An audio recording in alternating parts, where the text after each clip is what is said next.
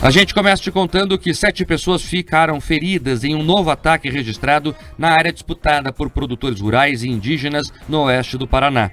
A disputa por demarcação de terras ocorre há anos nos municípios de Guaíra e Terra Roxa. Porém, desde o início de 2024, os confrontos entre indígenas e produtores rurais se intensificaram e, por mais de uma vez, foram pessoas feridas nesses embates. Na madrugada de ontem, mais uma ocorrência foi registrada. Segundo a Polícia Federal, o conflito começou por volta das 11 horas da noite de terça-feira e se estendeu pela madrugada de quarta. O ataque ocorreu em uma localidade que fica na região do bairro Eletrosul, em Guaíra. Quem traz mais detalhes sobre esse novo incidente é a repórter Roberta Cunha. Vamos conferir. Segundo testemunhas, o conflito começou após o avanço do acampamento indígena que já estava instalado na área. Policiais federais e da Força Nacional foram até o local e identificaram pelo menos 7 pessoas feridas. 4 foram atingidas por tiros. Dos machucados, 4 são indígenas e 3 não. Os agressores ainda não foram identificados. De acordo com a Polícia Federal, em um mês o número de áreas ocupadas subiu de 14 para 19 em Guaíra e Terra Roxa. Os donos das propriedades invadidas entraram na Justiça pedindo a reintegração das áreas. Mas o Ministério Público Federal suspendeu todas as decisões de reintegração. Hoje, o Comitê de Conflitos Fundiários tenta solucionar a situação de forma pacífica. A justificativa dessas ocupações é que as terras seriam doadas para os indígenas. Mas essa promessa não foi cumprida. A Itaipu Binacional informou que já fez oferta para compra de áreas nos 2 municípios e que a proposta de acordo e aquisição aconteceu em maio, mas segue em análise. A promessa é que 3.000 hectares sejam destinados para as novas aldeias. A Polícia Federal informou que as forças de segurança permanecem na área em Guaíra e que o conflito cessou. A corporação ainda destacou que investigações já foram iniciadas para apurar a responsabilidade criminal dos envolvidos no ataque. Entre os 7 feridos, 3 não precisaram de atendimentos médicos e os 4 indígenas atingidos por tiros foram encaminhados para unidades de saúde. Por meio de nota, o governo do Paraná lamentou a escalada da violência que vem ocorrendo na região e disse que, desde o início do conflito, a Secretaria de Segurança Pública reforçou o policiamento com equipes especializadas e patrulhamento aéreo. Representantes políticos do Paraná também estão acompanhando essa disputa por terras na região oeste do estado desde o início do ano.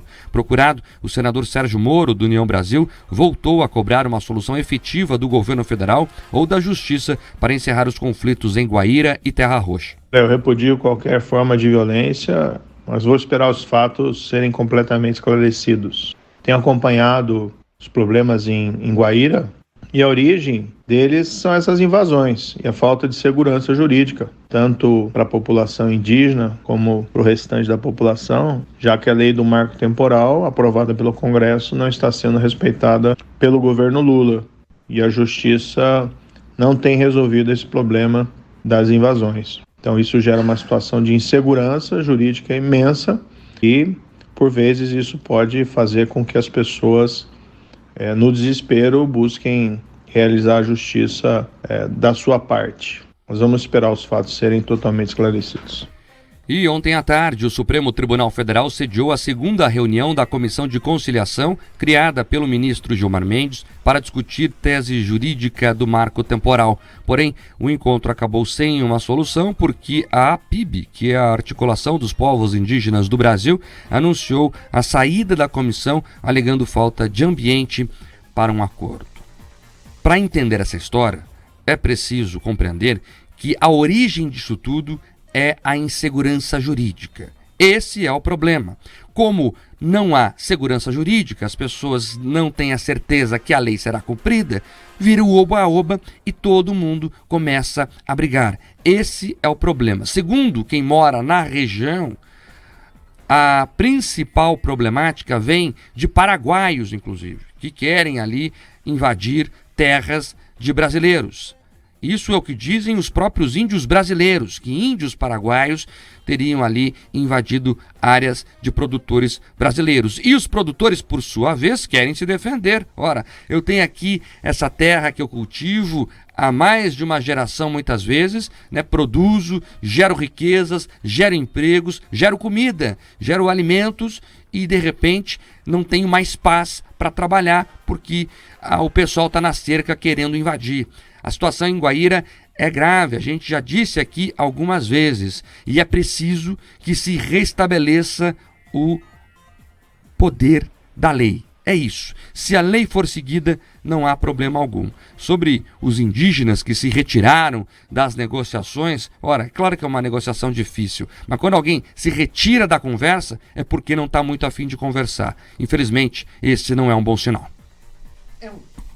É um péssimo sinal, e é um péssimo sinal que a turma de Brasília fica insistindo em câmaras também, de um lado, de outro, para rediscutir, né, o marco temporal. Veja, o Congresso Nacional, que é o espaço apropriado para o estabelecimento das normas, que garante que as leis são ali aprovadas pelos representantes da sociedade brasileira como um todo, inclusive, Mark, com representantes indígenas eleitos. O Congresso Nacional tem hoje parlamentares de origem indígena, e ali eles têm sua voz e podem, da maneira como eles entenderem apropriada, se manifestar e disputar, inclusive, os aspectos das normatizações referentes às terras. O que não dá para acontecer é a todo momento quererem ganhar no grito. O que não dá para entender é que muitas vezes esses parlamentares ou esses grupos mais extremados, não estou falando dos indígenas, estou falando desses grupos que muitas vezes ocupam o Ministério Público, que ocupam parte do Judiciário, que são militantes que tentam utilizar a causa indígena para tentar de alguma maneira ter um destaque. E por que eu chamo eles de extremistas? Porque qualquer um que defenda o uso